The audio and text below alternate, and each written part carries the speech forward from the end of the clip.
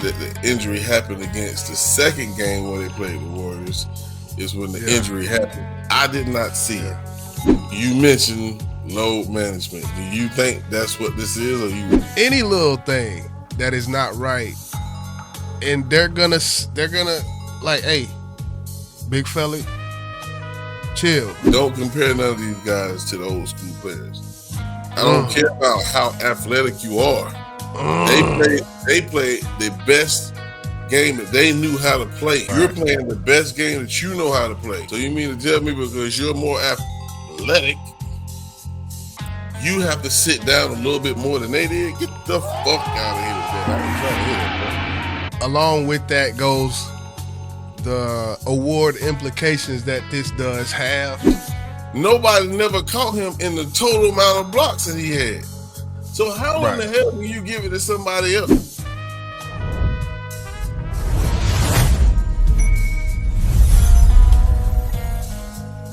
Welcome back to Mavs-Spurs Weekly. I'm one of your hosts, Boss Man Blake, and the homie YJ, the Arthur.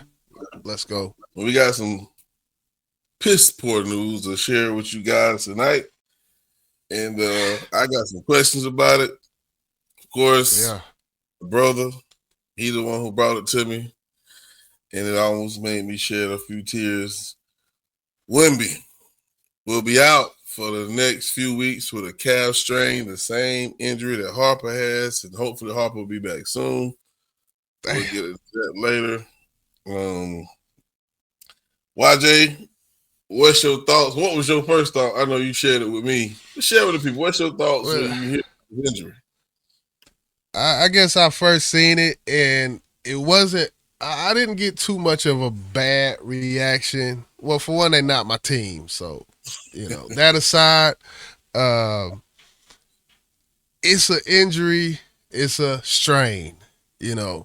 I don't know where the strain came from. I don't know when it happened, exactly what play it happened, but I guess the good side, the cup half full, is their team. They got Fox back. They got some players that can win games, and that's the upside to it, I think. Yeah, you're right. We do have a good core of players, but you're missing your centerpiece. And no pun intended, but you're missing your core piece that makes this train stay on the track. And now you got to sit out for a few weeks. Of course, that's 14 days, but I don't know how many games that is. And right now, of course, I think we're like 9-4 because we just beat Sacramento, thank God. And I think that was the first game we played without Wemby. Everybody chipped in, did a great job. Good, but during this stretch, I would actually have to go look and see who all we playing. I know you named a few teams, which I think all those teams you named. It said the Spurs will have 2 more home games to figure out their plan without Wembanyama before a heavy road stretch with 6 of their next 7 games after that, away from San Antonio, including matchups with Denver, Minnesota, Orlando, and Cleveland. First they got Grizzlies, Hawks, Suns, winnable games. Then they got Blazers, Nuggets, Timberwolves, Grizzlies. So somewhere in those games or after those games, Wembanyama should be back on that court. But like you said, it's the centerpiece. It's like you got this many games to go where shooting guards are going to be slashing and not thinking about Wembanyama.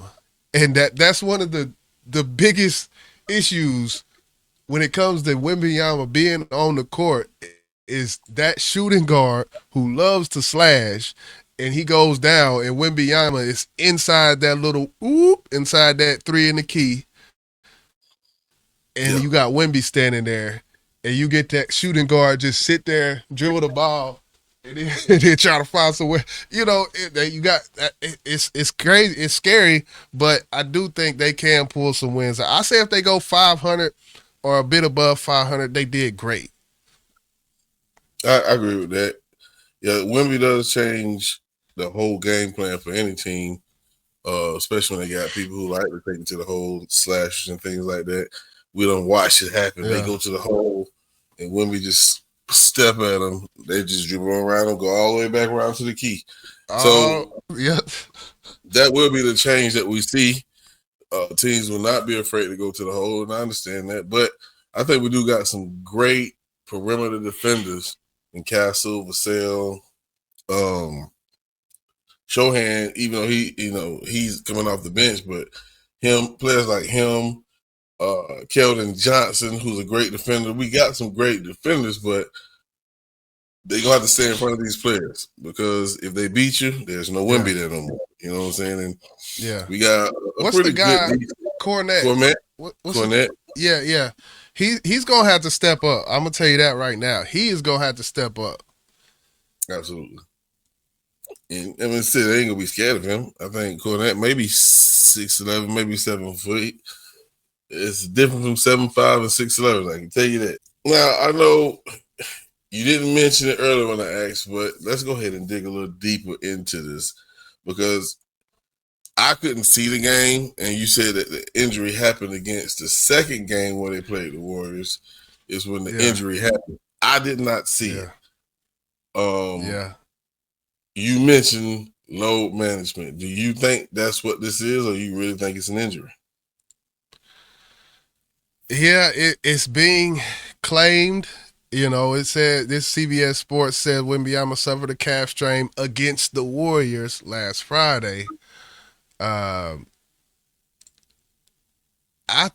mean, looking at the record, I wouldn't be mad at anybody who thinks like they're thinking long term with Wemby, and any little thing that is not right, and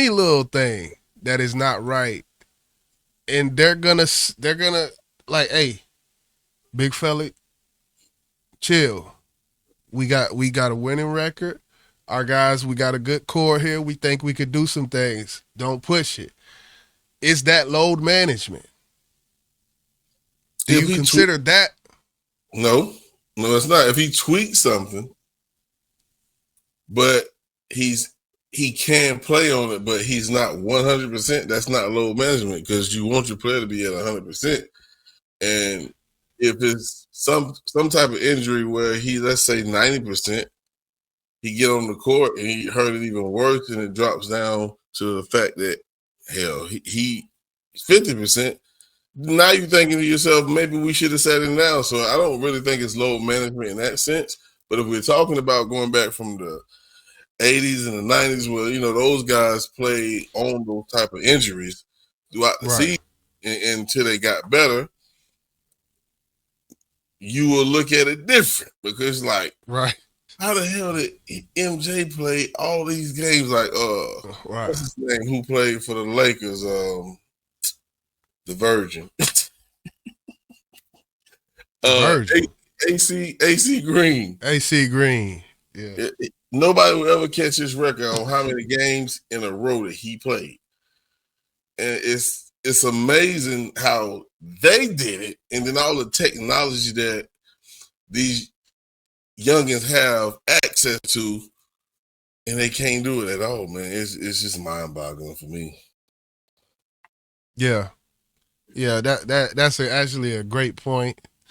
And I think these tweaks, strains, these things in the 90s, mid-90s, there was a certain mindset back then, and I don't want to go too far into that, but I do think the Jordan interview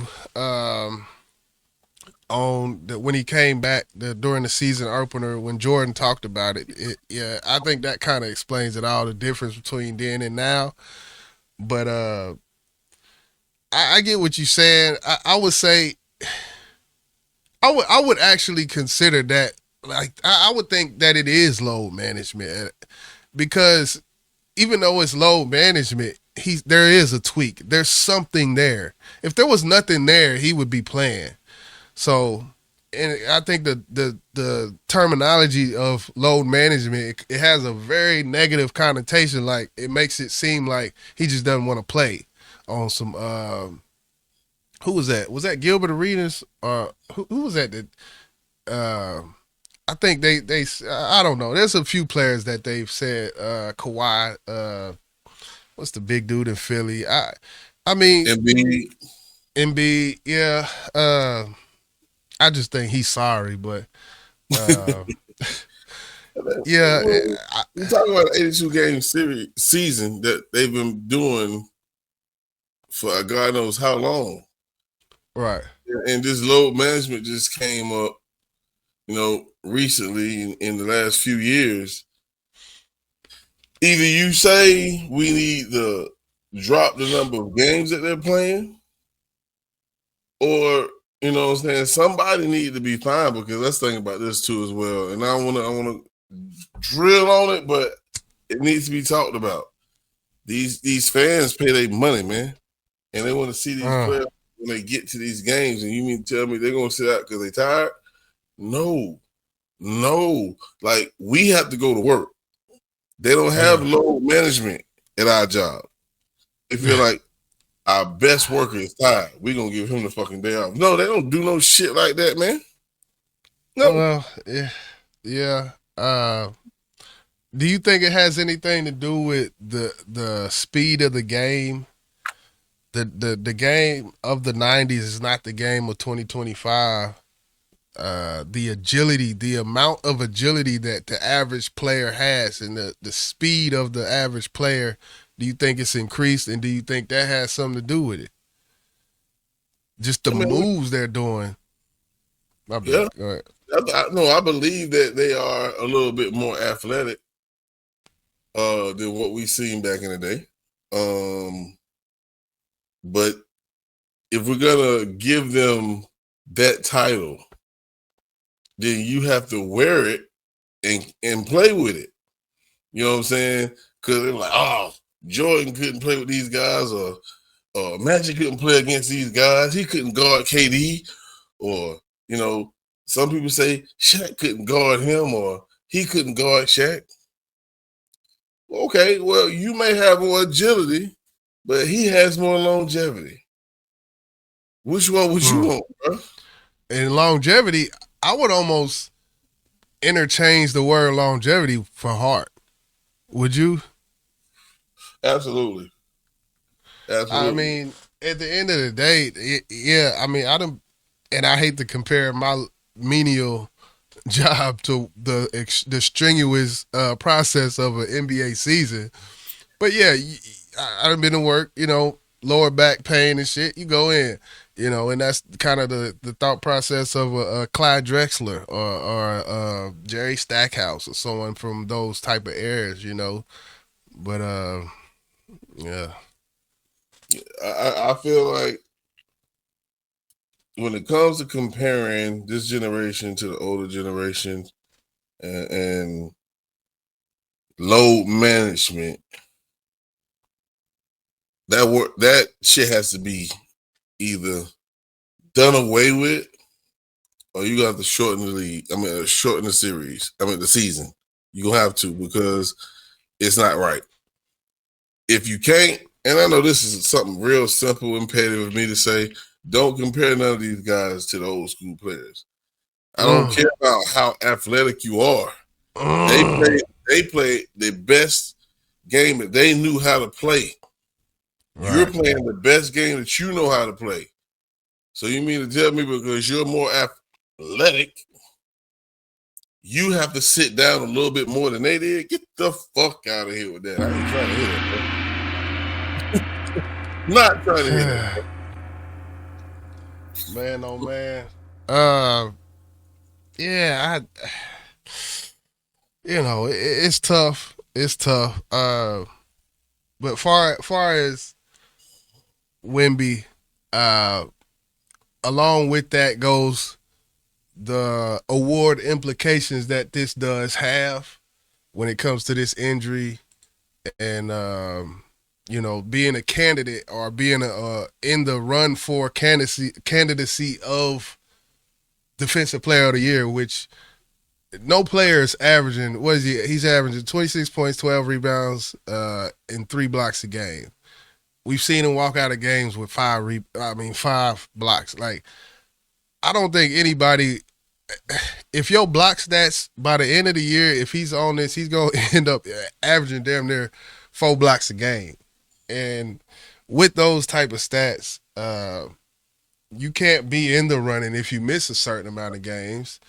And I think they said he has, I think it was 7 or 8 more games that he can miss without being out of the running for these awards like MVP and Defensive Player of the Year.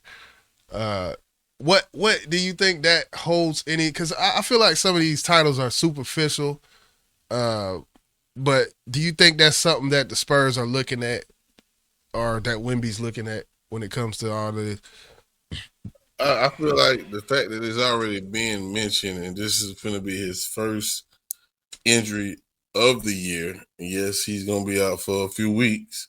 The fact that it has already come up how many games left he can miss before he's out of the race, that shit makes you wonder, bro, because we all know what it was last year.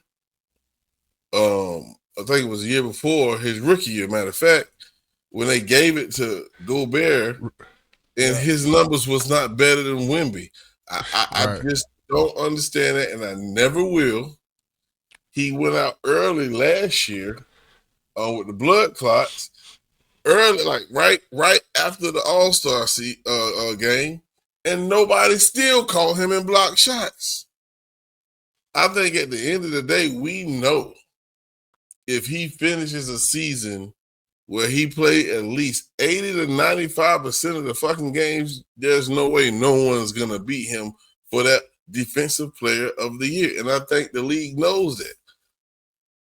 I don't want to get in conspiracy theories, but it seems kind of suspicious to me, my brother. Well, and I would say, I think the Defensive Player of the Year, it should be done off totals.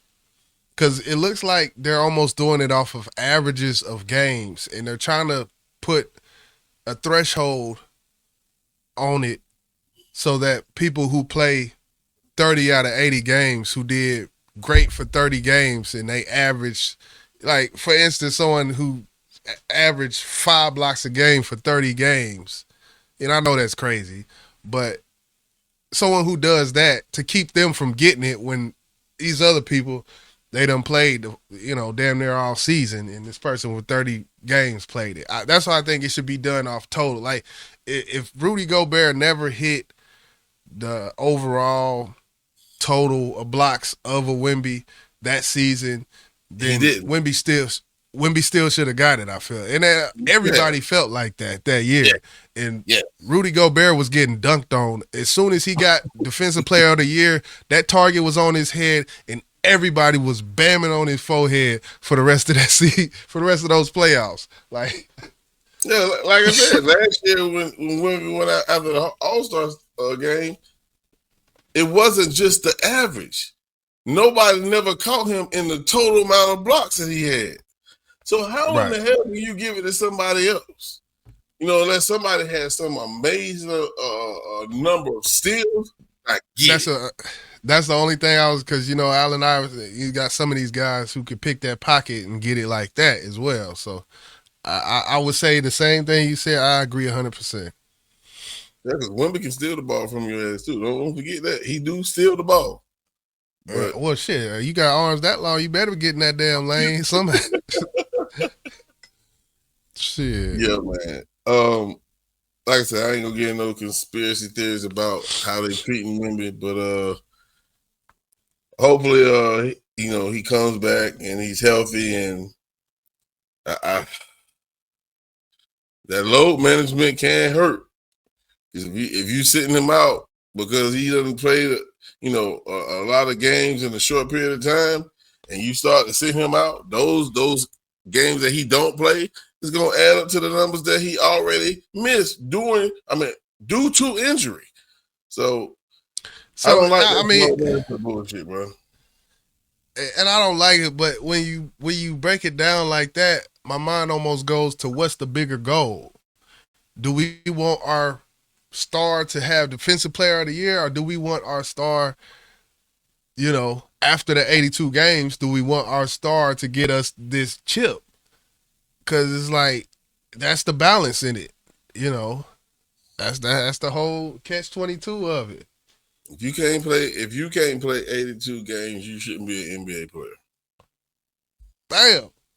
That's real shit. Now, if you get hurt, that's different. If you get hurt, right, that's different. But if you miss, let's say, 12 games due to load management, you should not be an NBA player. Fuck that. We didn't hear about that shit back in the day, and I stand 10 toes on that, my brother. Nah, you shouldn't be no NBA player. You ain't getting no fucking rest around here, man. That's why you got days that you don't play. Bitch, sit your ass down somewhere. That's what you should do. Yeah, Luka. That's what he should have did when he was playing for the Mavs. All that shit they was doing. Yeah. He tweak his pinky finger. He out for the goddamn 2 weeks and shit. I'm sitting like, I have a toenails. I have a middle finger nail sprain, and he out for a week. Last year, the year before, even when we went to the final, that whole year, he riddled with injuries. The whole year riddled with injuries. So, yeah, bro, they getting paid millions of dollars, bro. Millions. That's the crazy part. That's the crazy part. Sorry for you. You want me to feel sorry for you, and y'all motherfuckers getting these super max contracts, and you want to say local management? Man, they loading up your pockets with all this money. You can't play 82 games. Jordan them never seen this type of money these guys are making right now, bro. I think the max they was making like $25 million a year. Get the fuck out of here with that shit, man. Drink some milk. Yeah. Yeah. We shall see. We shall see. I like I said, going back to what the Spurs got to deal with. I say that they if they pull off more than 500 or at least 500 without Wemby, that's a complete win for them. I feel like complete win. Especially with the record they got. So we'll see. I don't see that happening with some of those guys you named, some of those teams you named in the latter part of him being out. The first 3, maybe 4. First, cool. Yeah. But we just have to wait and see. Hopefully Harper come back real soon because he's been out too with a calf strain as well. So until then, we won't know because they haven't been fully healthy yet all season long. I thought they had one game where had Harper and Fox and went. Okay. Now, when Fox came back, Harper was already hurt with his. Okay. Well, damn.